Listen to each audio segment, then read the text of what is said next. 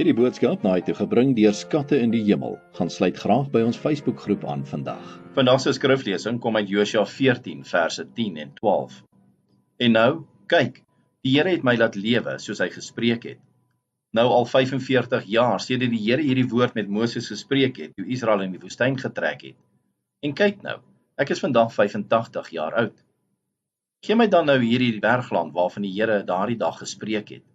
Want u self het die dag gehoor dat daar Enakiete is, groot versterkte stede.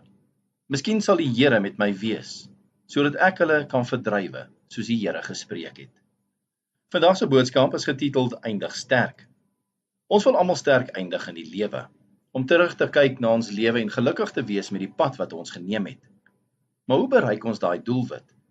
Om sterk te eindig, begin met 'n sterk geloof. Dit gaan oor 'n lang en getroue lewe wat ons saam met God wandel. Caleb en Josua, hulle het daai lewenslange geloof gehad. Nadat hy van die slawerny in Egipte bevry is, het God die Israeliete na die beloofde land gelei waar Moses 12 spioene gestuur het om die struikelblokke in die pad te gaan uitken. Caleb en Josua was die enigste twee wat met selfvertroue teruggekeer het en gesê dat God groter was as die sterkste stede en sterker as die vyand was. Ongelukkig het die 10 vreesbevange spioene die mense so geïndoktrineer dat hulle deur hulle vrees oorweldig was. Dit kos hulle nog 40 jaar en wag in die woestyn. Nie 'n goeie sterk einde vir hulle nie. Want al die mense wat ouer as 20 was, het in daardie woestyn gesterwe en nooit die land gesien wat God hulle beloof het nie, behalwe vir Moses, Josua en Caleb. 40 jaar later en 85 jaar oud, het Josua die mense in die beloofde land ingelei. Nou Caleb het seker die reg gehad om oor die jare se gewag en teleurstellings bitter en sinies te wees. Caleb het immers die geloof gehad om aan te beweeg toe die meerderheid dit nie wou gedoen het nie. Gevolglik het Caleb ook al 40 jaar lank in die woestyn saam met hulle gelei en gewag. Caleb het eerder sy oë op God gerig gehou as op die uitdagings wat voor hom lê. Selfs toe die lewe nie volgens plan aangegaan het nie, het Caleb op sy geloof vasgehou. Toe Josua hom dan die geleentheid aangebied het om die moeilikste vyand in die beloofde land te oorkom, het hy basies gesê, bring hulle vir my, ek is nie bang nie.